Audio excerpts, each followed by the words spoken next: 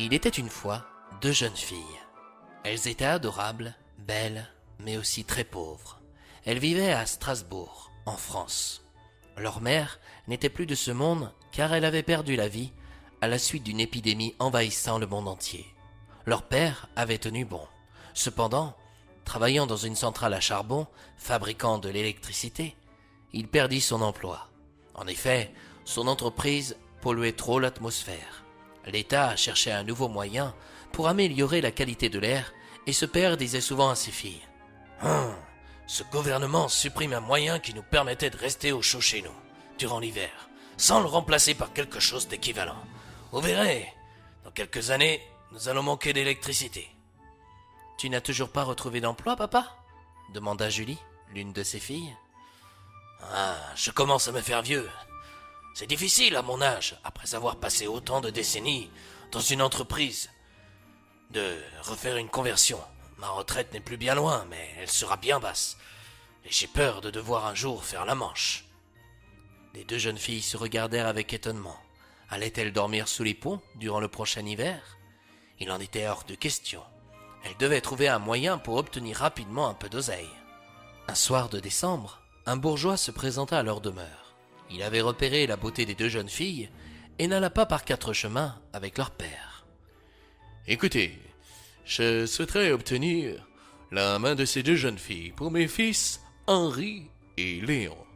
Nous sommes une famille aisée et nous pourrons de toute évidence vous sortir de la pauvreté avec la dot que je verserai en leur faveur. » Le bourgeois montra une photo de ses deux fils. En découvrant leur portrait, Julie et Agathe furent sous le choc, encore plus quand leur père accepta cette proposition inattendue. Sans dire un mot, les deux sœurs quittèrent leur maison et filèrent sous un arbre dans un parc qui rappelait des souvenirs qu'elles avaient vécus avec leur maman. « Oh mon Dieu, pourquoi nous mettre dans une telle situation ? Notre père aurait-il oublié son devoir vis-à-vis de nous ? Je préfère rester pauvre et avoir faim, » ajouta Agathe. « Avec ces horribles garçons, nous ne serons jamais heureuses. » Soudain, sur leur route, elles croisèrent un vieil homme portant un long manteau vert.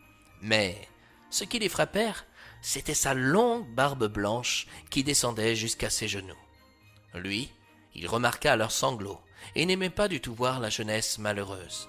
Alors, il s'arrêta quelques instants à leur côté pour comprendre leur tristesse. Au matin du 6 décembre, les jeunes filles furent surprises par leur découverte. Dans la cheminée, il y avait 2 sacs remplis d'oseille. Mais d'où venait cet argent ? Leur père allait pouvoir revenir sur sa décision de les marier à des individus arrogants parce qu'ils ont leur portefeuille rempli de sous. Désormais, elles en avaient assez pour vivre et se marier avec le garçon de leur choix. N'osant croire à leur bonheur, elles se rendirent dans la rue pour se renseigner. Les riches marchands et les bourgeois marchèrent d'un air pressé et soucieux, comme d'habitude. Or, dans le regard des enfants, comme des mendiants, quelque chose avait changé. Une lueur se trouvait désormais visible.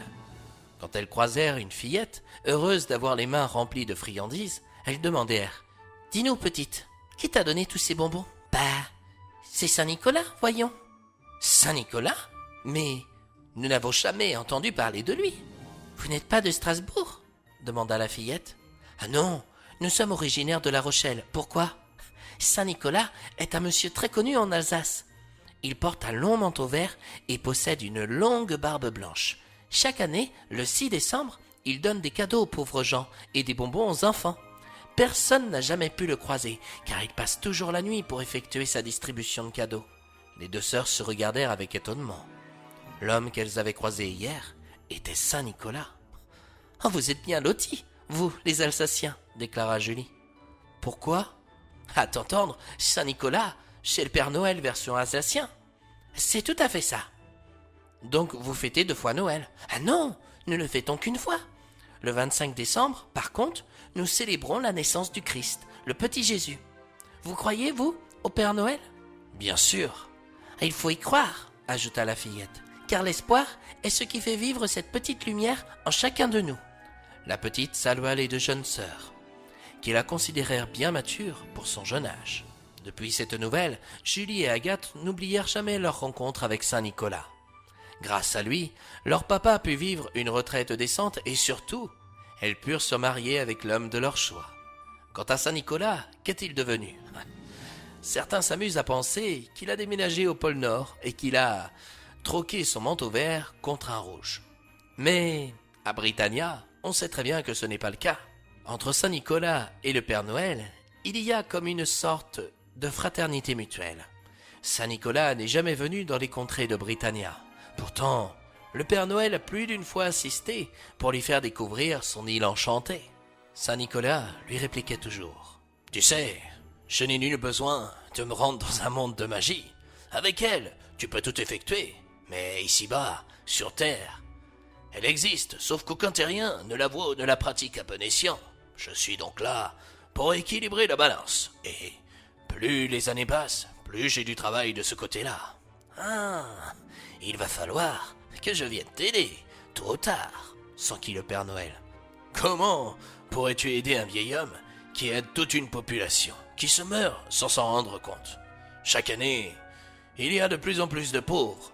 En France, on infantilise tellement les pauvres gens qu'ils attendent des solutions d'en haut. Or, par la faute des médias et des réseaux sociaux surtout, les gens ont oublié qu'ils étaient les seuls à pouvoir sortir de leur extrême pauvreté. Comment peux-tu devenir ce que tu souhaites au fond de toi sans t'en donner les propres moyens? Comment peut-on dire aux enfants d'être ainsi en ne leur donnant pas l'exemple nous-mêmes? À Britannia, on sait très bien que Saint-Nicolas n'est pas le Père Noël. Ah non, c'est sûr. On sait aussi que Saint-Nicolas ravive cette flamme en chacun de nous. L'espoir. Je le sais très bien, Père Noël. Et toi, comme moi, nous demeurons dans le cœur des enfants, des êtres exceptionnels.